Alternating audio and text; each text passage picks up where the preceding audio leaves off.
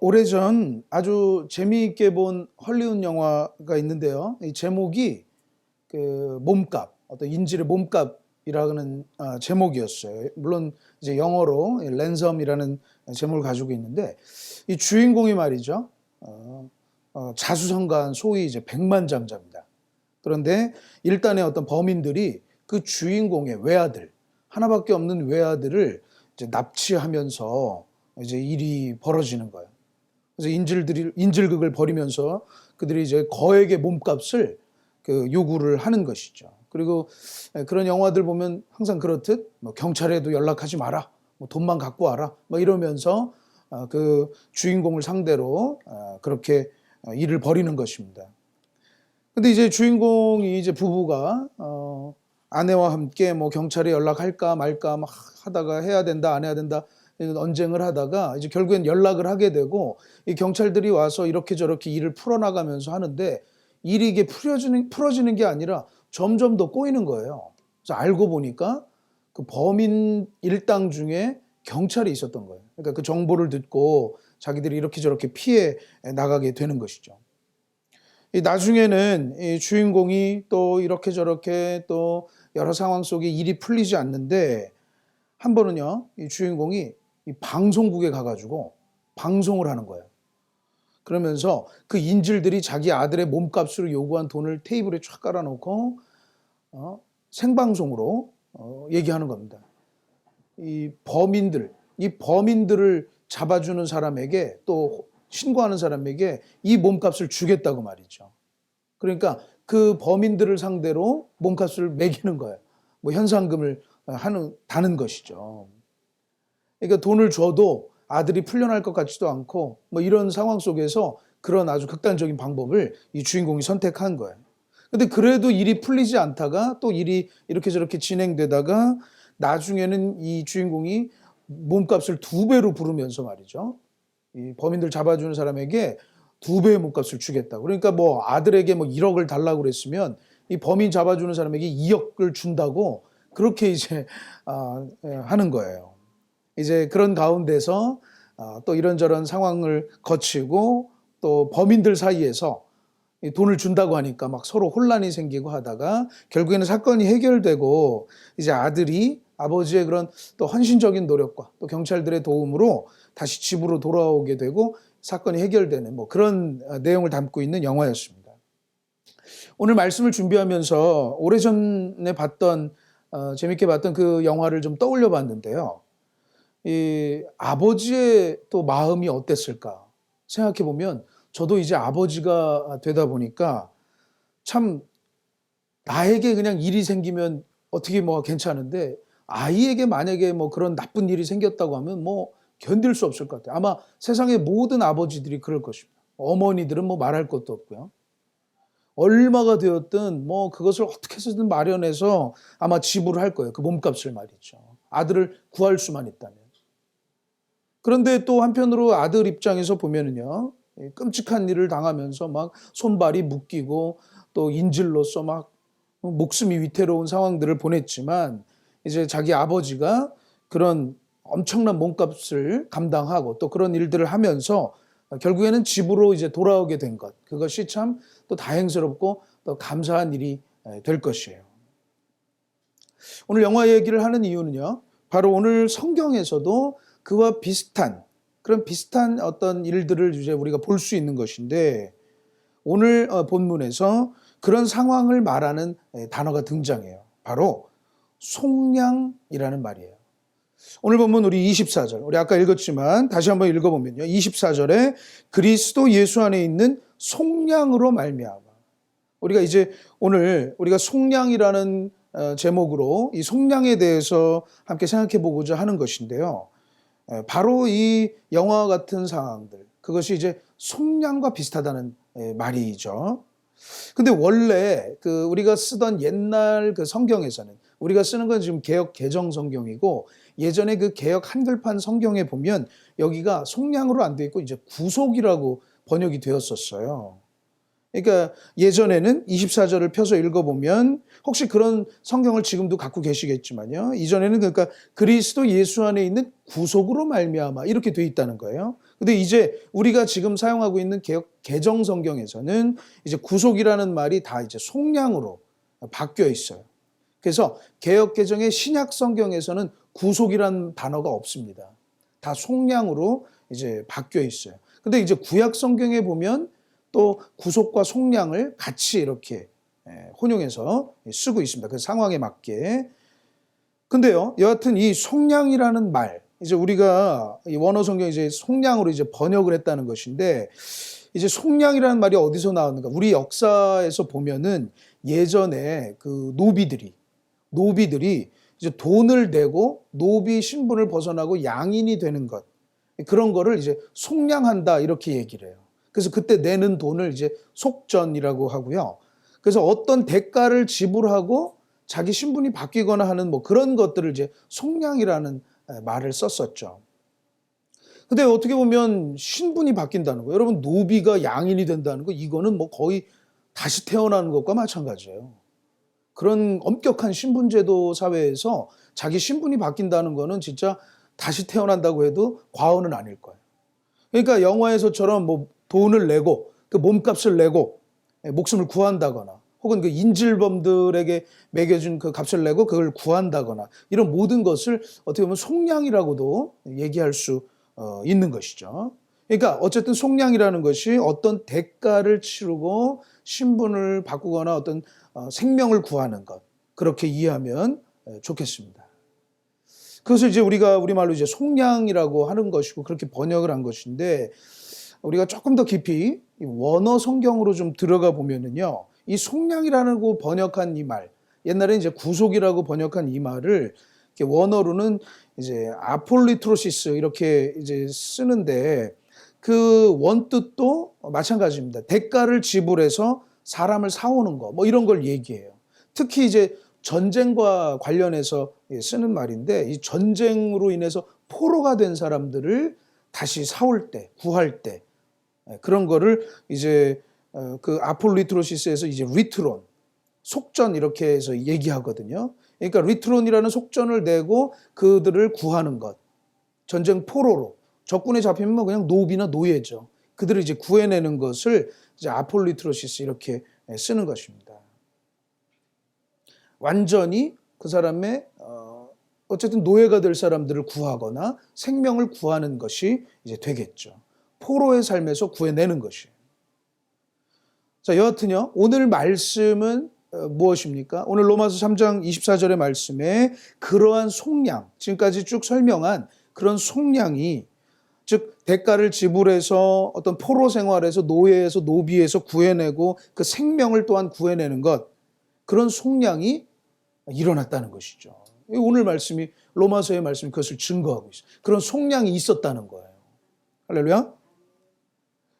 그러면 이 속량의 사건으로 어떤 일이 일어났는가? 바로 그 뒤에 있죠. 우리 24절 뒤에 다시 한번 주목해서 보면요. 그리스도 예수 안에 있는 속량으로 말미암아 하나님의 은혜로 값없이 의롭다 하심을 얻은 자 되었느니라. 그렇게 되어 있죠. 그러니까 이 속량을 통해서 어떻게 해요? 의롭다 하심을 얻은 자가 되는 일이 일어났다는 거예요. 값을 내서 그 사람을 구해서 의롭다 하심을 얻은 자, 이렇게 만들어줬다는 거죠. 근데 이 일이 어떤 특정한 사람들에게만 일어난 게 아니라 그 앞에 오늘 본문인 23절을 보면은요, 어떻게 시작하죠? 모든 사람이, 그렇죠. 모든 사람에게, 이게 이어지는 말씀이어서 오늘 의롭다 하심을 얻은 자 되는 이 속량은 어떤 특정한 일부 사람들, 어떤 특권을 누리는 사람들, 그런 사람들이 아니라 모든 사람들에게, 즉 모든 인류에게 일어났다는 것이죠. 그래서 그 22절에 조금만 더 여러분 올라가 보시면, 조금만 주목해 주십시오. 조금 올라가 보면 22절 막바지에는 차별이 없다 이런 표현이 있죠. 이것이 같은 맥락에서 지금 이어지고 있거든요. 그러니까 차별 없이 모든 사람에게 속량을 통해서 의롭다 하심을 얻게 되는 사건이 있었다는 거죠. 그런 일이 있었다는 거예요. 그렇지 않은 사람들이, 의롭다라고 말할 수 없는 사람들이, 모든 사람들이 의롭다 하심을 얻을 수 없는 모든 사람들이 바로 의롭다고 인정된 것. 속량이 통해서 그것이 이루어졌다는 것이죠. 의롭다 하심을 얻은 자. 그렇죠. 이 일은 놀라운 것이에요. 대사건이에요. 왜냐하면 이거는 모든 사람, 우리가 지금 다루고 있는 이 모든 사람, 모든 인류의 어떤 운명이 뒤바뀌는 일이기 때문에 그런 것이죠. 한 사람의, 한 인간의 어떤 운명 같은 것이 뒤바뀌는 일이에요.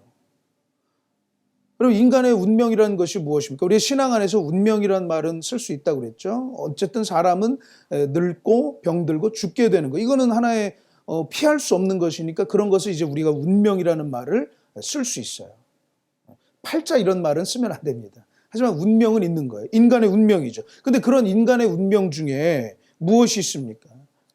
인간이 처음 만들어질 때로 성경은 그것도 가르쳐주고 있는데 본래는 하나님의 형상으로 만들어져서 하나님의 숨결을 덧입고 하나님의 영광을 덧입은 그런 존재들이었어요. 그렇죠, 여러분? 성경은 그것을 정확하게 말씀하고 있어요.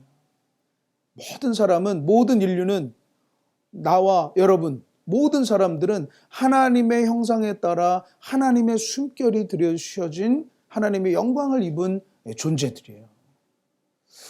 참 이 부분은 정말 생각할 때마다 참 놀라워요. 하나님의 형상으로 만들어졌다니 말이죠. 실제로 많은 의미를 담고 있어요. 무엇보다도 인간이라는 존재가 그만큼 귀하다는 것이죠. 우린 그것을 알 수 있어요. 하나님의 형상으로 만들어졌다는 그 진술 속에서 우리는 모든 인간이 하나님의 형상대로, 참 그러니까 누구 하나 귀하지 않은 존재가 없는 것이죠. 그리고 그 안에는요, 인간의 재능과 능력도 있어요.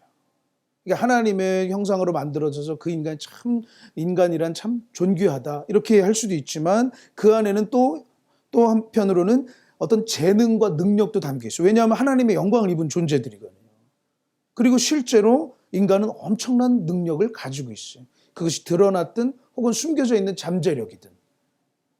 여러분 생각해 보세요. 막 그 어린 아이들이 막 악기를 막 연주한다거나 또 어떤 사람들 막 그림을 그리는 거나 우리 왜 옛날에 무슨 그런 특별한 재주 있는 사람들 뭐 스타킹 해가지고 막 나와서 막 하고 그랬는데 볼 때마다 놀랐잖아요.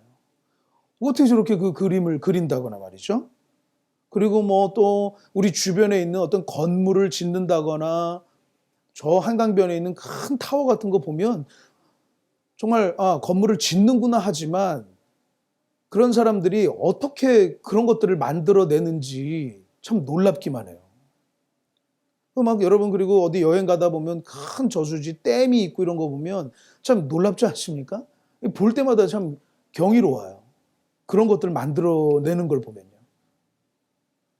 그런 능력을 주신 것이죠. 인간에게 그런 능력이 있는 거예요.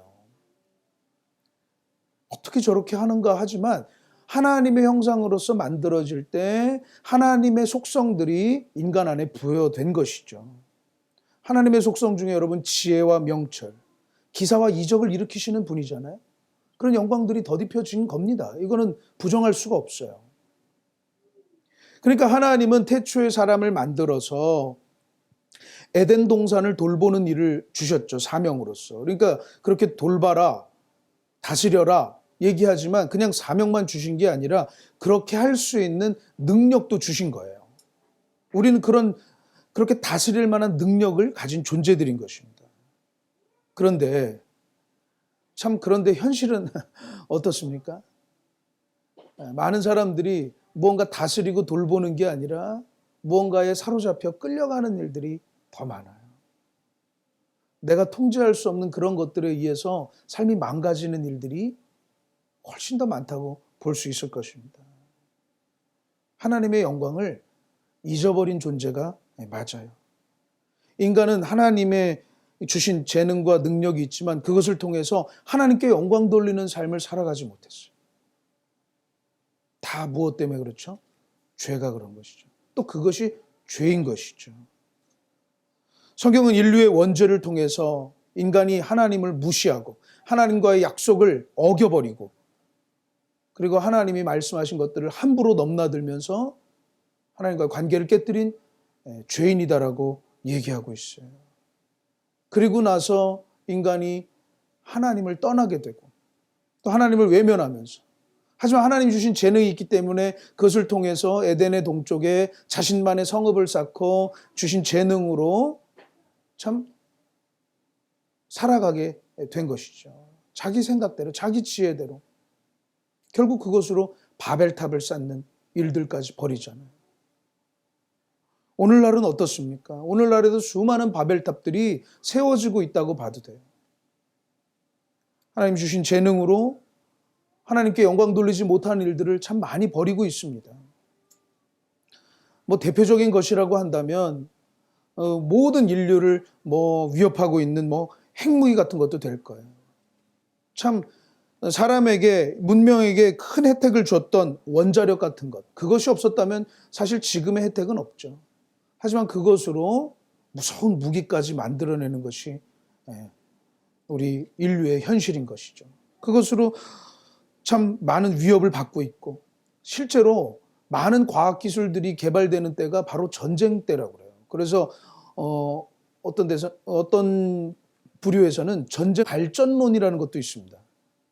전쟁을 통해서 인류가 훨씬 더 진보한다는 거예요. 물론 반론도 있지만 어느 정도는 우리가 인정할 수밖에 없어요. 더 적들을 더 해치기 위해서 아주 집중적으로 기술 개발이 일어난다는 것이죠. 물론 반론도 있겠지만 우리가 쓰는 이 인터넷도 말이죠. 실제로는 군사용으로 만들어진 거라는 건 다 알고 계시죠. 군인들이 쓰려고 만든 게 이 인터넷, 월드와이드 웹이라는 것이죠. 인터넷이라는 것이죠. 마치 그런 것처럼 하나님을 떠난 인간은 하나님이 주신 재능, 그것을 가지고 우리가 죄의 열매를 더욱더 만들어가는 일에 사용되는 일들이 얼마나 많은지 몰라요. 그리고 그 가운데서 모든 인간은 죄의 상태에서 죄의 열매를 맺고 있는 것이죠. 모든 사람이 죄 아래에 있어요. 하나님을 떠난 죄 아래에 있어요. 성경은 그래서 의인은 없나니 하나도 없다라고 얘기하고 있고 그것이 우리 인류의 현실이라고 할 수 있죠. 그리고 죄 가운데서 사망의 권세에 눌려 거기에 사로잡혀가고 결국 사망에 이르게 되는 것입니다. 23절 말씀을 한번 보실까요? 23절에 뭐라고 되어 있습니까? 23절입니다. 모든 사람이 죄를 범하였음에 하나님의 영광에 이르지 못했다. 이렇게 얘기하죠. 하나님의 영광에 이르지 못했다. 도달하지 못했다. 이런 표현들이 거기에서 뭔가 부족하다. 거기에 달하지 못하고 이런 표현을 사도 바울은 쓰고 있는데 결국 하나님의 형상으로서 하나님의 그 영광을 덧입은 존재로서 그 모습을 잃어버리고 회복하지 못하게 됐다는 것이죠. 그것이 모든 인간의 현실이죠.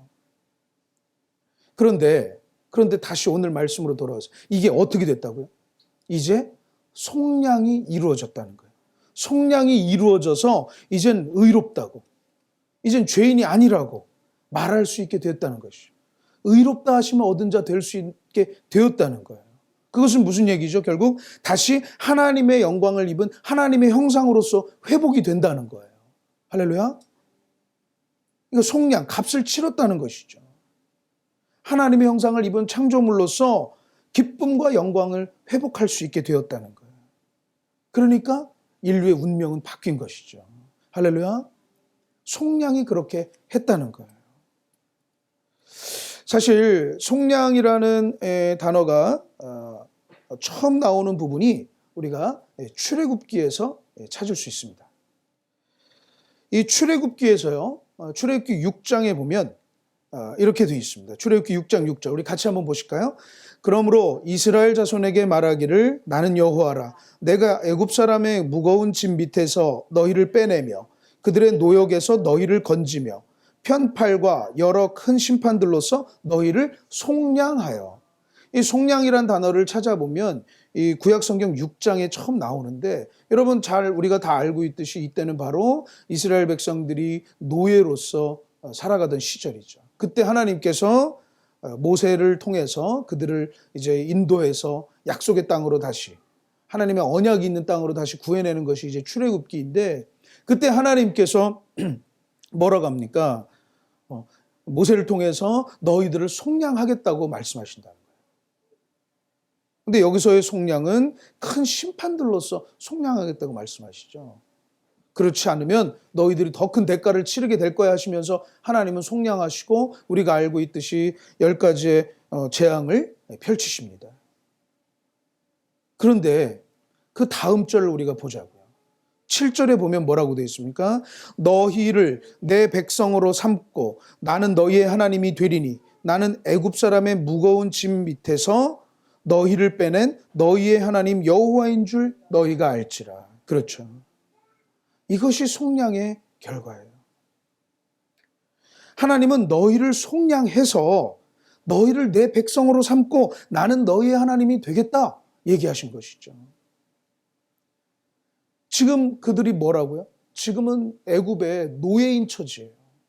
애굽 사람들이 시키는 대로 하고 그들이 주는 밥을 먹고 그들이 짜준 스케줄대로 그냥 일해야 되는 그런 존재들이에요.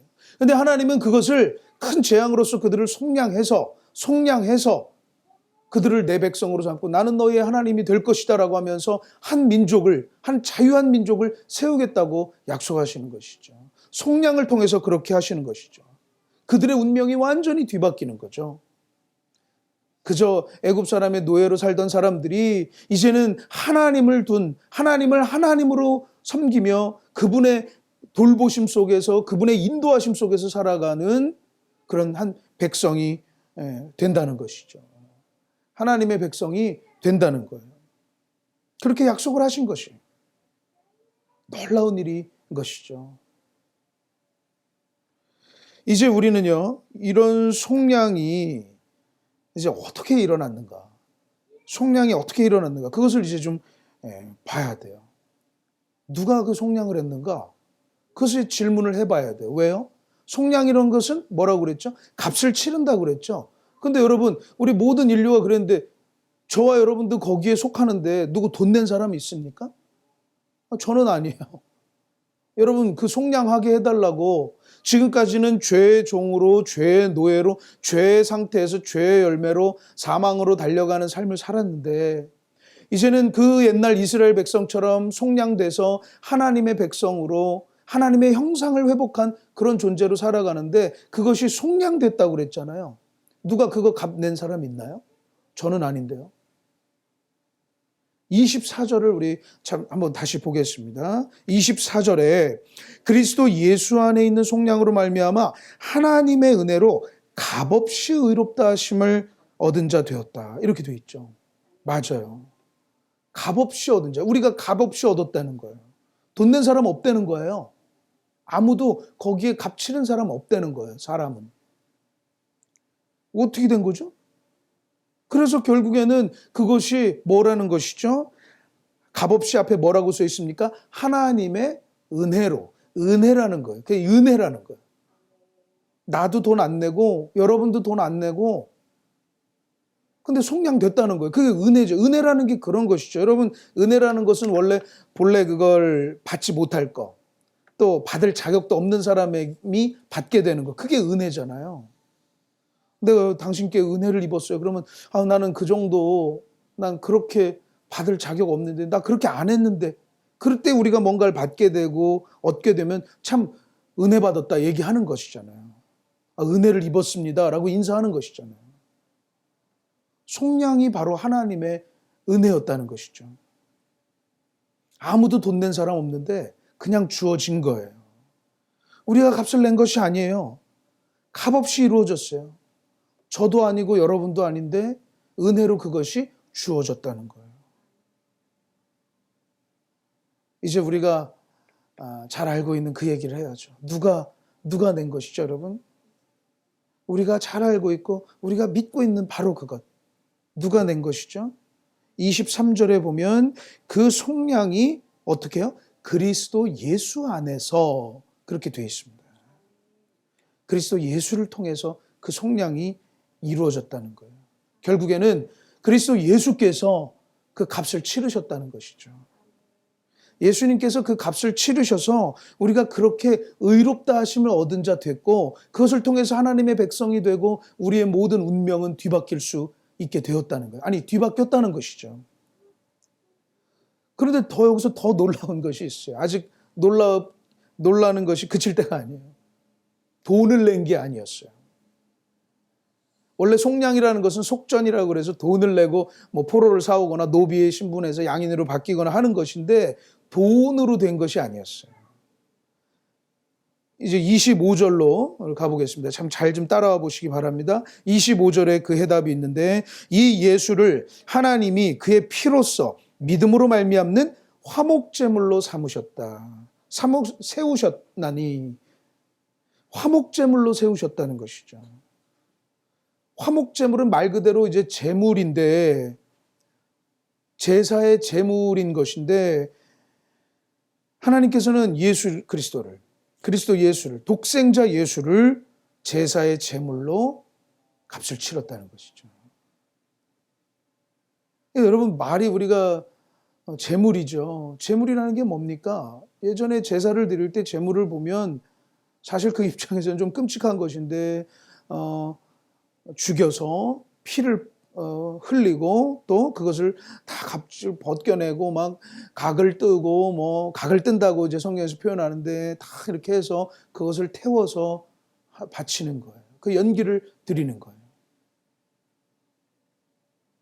예수님이 그렇게 되셨다는 것이죠. 예수님께서 스스로를 화목제물로 바쳐서 그 생명을 속량의 값, 속전으로 드린 것이에요. 그렇게 해서 속량하신 거예요. 십자가에 달리신 예수님. 그 독생자 예수를 십자가에 달리게 하신 하나님. 아니, 스스로 하나님이신 예수님. 삼위일체의 하나님. 그분께서 십자가에 달리셔서 화목제물로서 피를 흘리고 자신의 생명을 드리면서 속량하셨다는 거예요. 그게 그 값이에요. 놀라운 일이죠.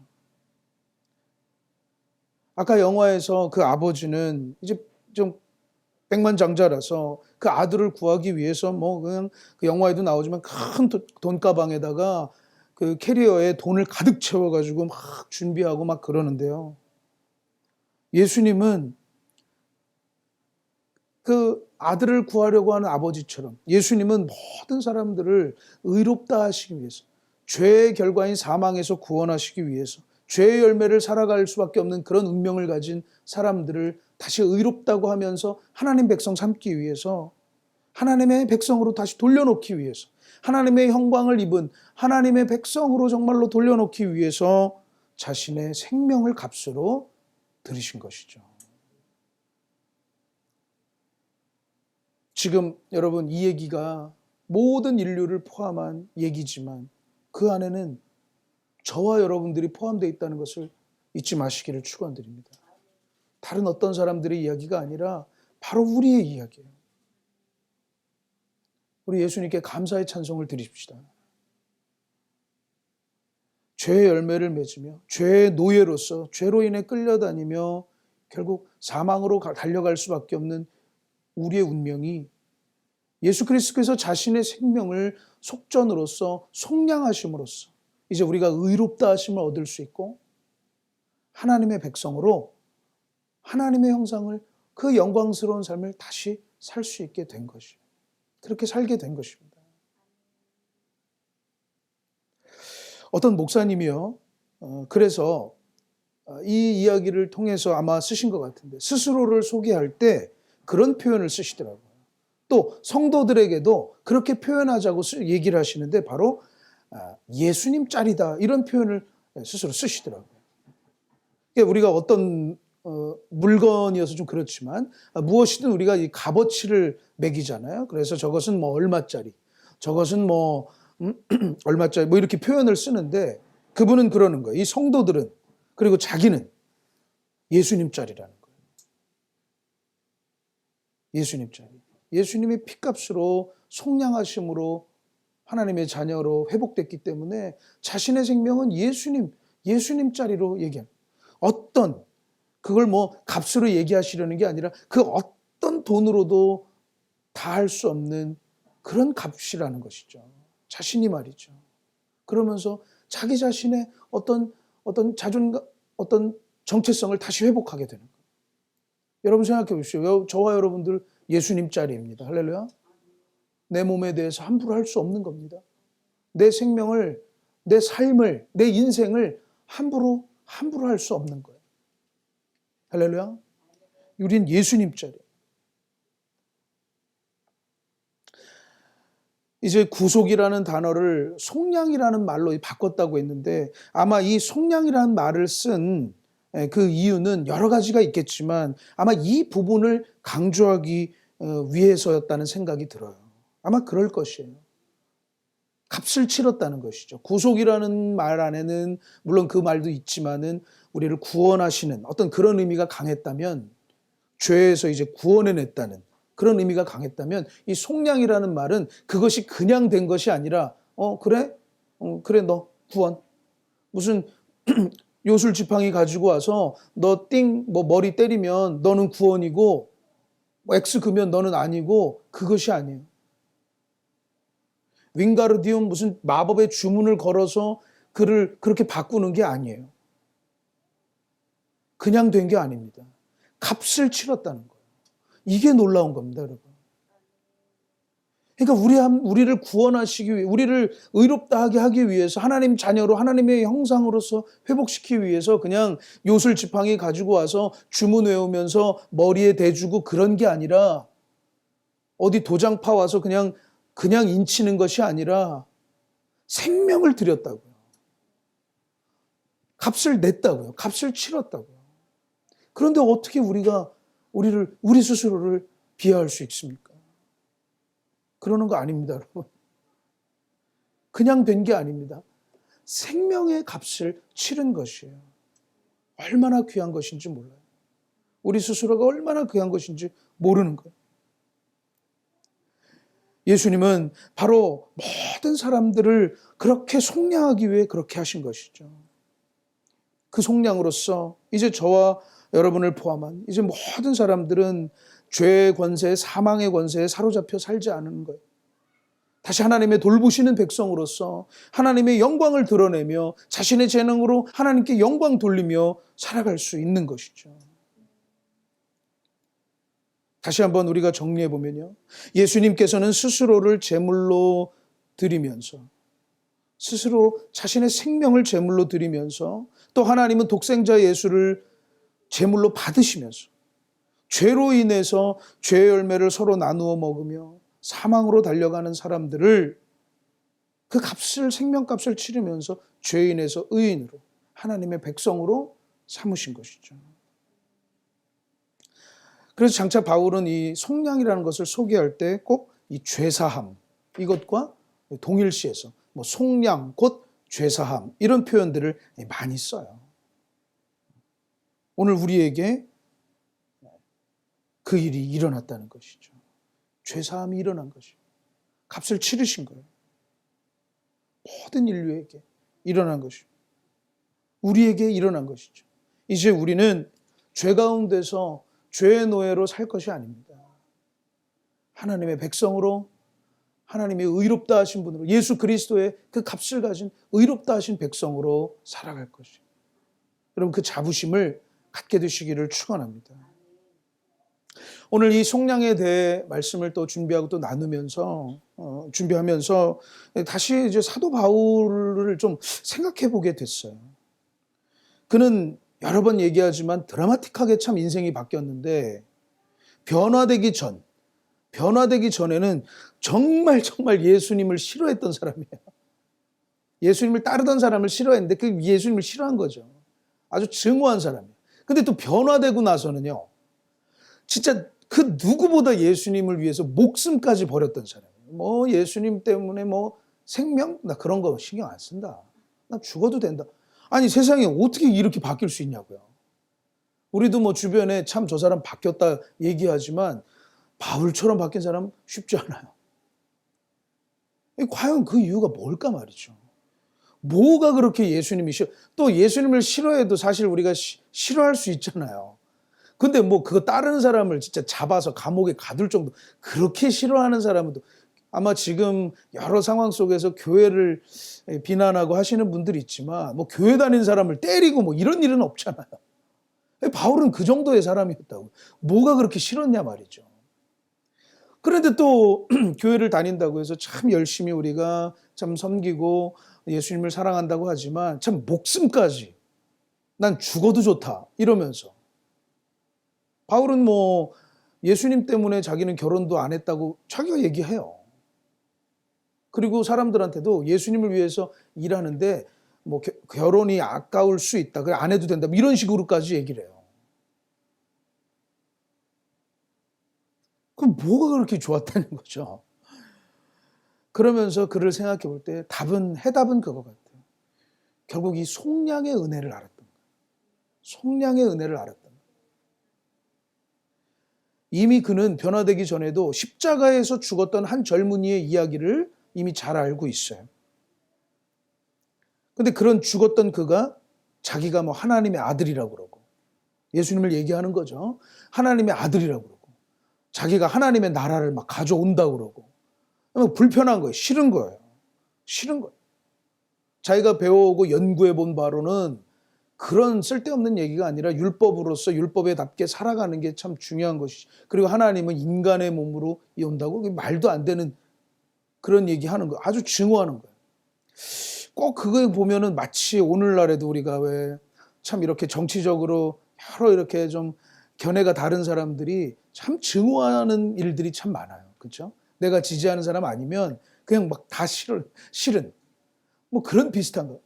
어떤 심하게 얘기하는 분들은 막 다 그냥 사라졌으면 좋겠다고 그렇게 얘기하는 분들이 있습니다. 저런 사람들이 다 사라져야 우리나라가 잘 될 텐데 막 얘기해요. 그 증오하는 거죠. 또 얘기를 들어보면 그렇게 증오할 만한 이유도 있어요. 야, 참 증오할 만하다. 이런 게 있어요, 또. 아마도 바울도 말이죠. 그 십자가에 달린 젊은이를 보면서, 그 청년을 보면서 아주 막 증오하고, 또 더군다나 또 그 추종자들을 보면 답답해요. 꼭 그렇죠, 여러분? 어떻게 저런 사람들을 저렇게 진짜 사라졌으면 하는 사람들을 따르는 사람들이 있냐. 이게 더 화가 나게 해요, 실제로. 아니, 그런 말을 하는 진짜 그런 뭐 정치인들이 있을 수 있는데 더 화나는 거는 그를 추종하고 따르고 막 그를 막 지지하고 하는 사람들 보면 아주 뭐 돌아버릴 지경이라는 거죠. 우리도 그렇게 미워해요. 바울도 막 그렇게 미워한 것이죠. 율법에 따르면 도저히 있을 수도 없는 말들을 하고 다니는 것이죠. 그런 그가 말이죠. 신비롭게도 실제 그분의 음성을 들으며 그분을 만나죠. 그리고 그분이 하나님이었다는 것을 실제로 체험하죠. 신비로운 목소리를 들려주시는 존재라는 것을 알게 돼요. 그러면서 그 뒤로 그가 여러 가지 시간들을 가졌겠지만 그 죽음이 율법가로서는 마땅한 죽음이다. 저런 사람은 사형에 처하는 게 맞다. 혹시나 자기도 십자가에 못 박으라고 얘기할 때 그 바울이 혹시 있었는지는 모르겠어요. 그 중에. 뭐 상상을 해보면요. 자기도 그렇게 죽어야 마땅하다고 생각했는데 알고 보니 그분이 하나님이셨다는 것을 알고 나니까 다 풀리는 거예요. 아, 그 죽음이 그냥 죽음이 아니었구나. 그것은 모든 사람들을 다시 하나님의 백성으로 돌아가게 하기 위한 그런 값을 치르는 것이었구나. 세상에 이룰 수 있는가? 세상에 이룰 수 있는가? 자기가 하나님이면 아마 그렇게 생각하지 않을까요? 자기가 하나님이면 요술 지팡이 같은 거 가져와서 그냥 이렇게 구원해 주면 되는데 그게 아니라 하나님은 의로우신 분이기 때문에 그냥 그런 건 없어요. 값을 치러야 돼요. 죄를 졌으면 벌을 받아야 돼요, 여러분. 하나님 앞에서는. 근데 그 벌을 어떻게 해요? 대신 지셨다는 거예요. 그 벌이 없어진 게 아닙니다. 우리가 회개할 때 우리가 죄를 용서받는 거는 그냥 그래 없는 거 쳐줄게. 그게 아니에요. 예수님께서 다시 십자가의 은혜가 흘러나오는 거예요. 그 보혈의 은혜가 있는 거예요. 십자가에서 그가 죽은 것은 말없이 십자가에 달렸던 것은 그 속량값이었구나. 그 값이었구나. 그러면서 그 모든 것이 유대인이든 할례받았던 유대인이든 이방인이든 흑인이든 백인이든 뭐 아시아인인 모든 사람에게 차별 없이 전해지는 것이구나. 차별 없는, 결국 하나님의 사랑이었구나. 갈라디아서 2장 20절, 우리가 가장 잘 아는 사도 바울의 아주 유명한 고백이죠. 다시 한번 보면은요, 내가 그리스도와 함께 십자가에 못 박혔나니 그런즉 이제는 내가 사는 것이 아니요 오직 내 안에 그리스도께서 사시는 것이라. 이제 내가 육체 가운데 사는 것은 나를 사랑하사 나를 위하여 자기 자신을 버리신 하나님의 아들을 믿는 믿음 안에 사는 것이라. 사도 바울의 아주 유명한 고백. 뭡니까? 나를 위하여 자기 자신을 버리셨는데 그게 나를 사랑하신 것이었구나. 그 속량의 은혜라는 것은 결국 나를 향한 하나님의 사랑이었구나. 사도 바울은 그걸 안 거죠. 아마 그것을 깨닫고 사도 바울이 그냥 막 밤새도록 울지 않았을까 싶어요. 내가 왜 이런 사랑을 미워했는가. 너무 부끄럽다 말이죠. 그렇게 열심히 공부하고 살았는데 정작 알아야 할 것은 몰랐구나. 실제로 우리가 많은 공부를 하지만 결국 알아야 되는 진짜 사랑, 믿음, 소망 같은 것은 발견하지 못할 때가 많아요. 공부를 하면서 더 믿음을 잃어버리는 사람들도 참 많습니다. 공부한답시고 사랑하지 못하는 사람도 많아요. 과연 무엇이 더 중요한가 생각해 보면 우리가 좀 더 깊은 생각을 해봐야겠죠. 근데 사도 바울은요, 그걸 아는 거예요. 속량한다는 것이 나를 향한 사랑이었구나. 자기 자신을 버려서 자기의 생명을 들여서 모든 사람을 속량했다는 것이죠. 그리고 그 사랑이 방금 얘기했듯이 모든 사람을 위한 것이에요. 그러니까 사도 바울이 그걸 전하고 싶은 거예요. 한 명이라도 조금이라도 더 시간 아껴서 더 많은 사람에게 이거 전해야 된다. 여러분 뭡니까? 더 이상 아파하지 마세요. 여러분 더 이상 그 죄 가운데 있지 마세요. 이미 값 치렀어요. 그것 때문에 속상해하지 마세요. 그것 때문에 절망하지 마세요. 낙심하지 마세요. 다 값을 치렀습니다. 지금 다 값 치러진 겁니다. 그거 자꾸 꺼내지 마세요. 들춰보지 마세요. 다 값을 치르셨습니다. 사람들이 당신 죄인이라고 해도 너무 그러지 마세요. 예수님이 그 값을 치렀습니다. 계속 전하고 싶은 거죠.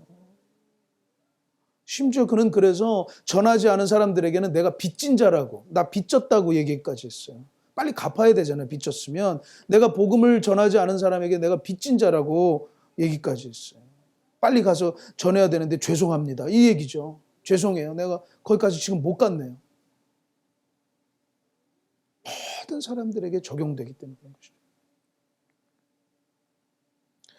오늘 우리도 그 예수님의 속량으로 말미암아 의롭다 하심을 얻은 것입니다.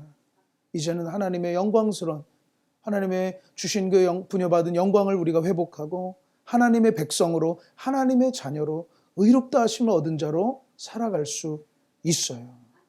사랑하는 여러분, 이것은 그냥 된 것이 아니라 예수님의 속량, 값을 치르셨기 때문에 그런 것입니다. 그러므로 성도들이여 감사하십시오. 예수님의 그 속량의 은혜에 감사하십시오.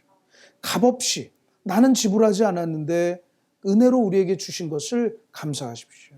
그리고 이제 하나님의 백성으로 하나님의 의롭다 하심을 얻은 자로 하나님의 영광을 회복한 자로 살아가십시오.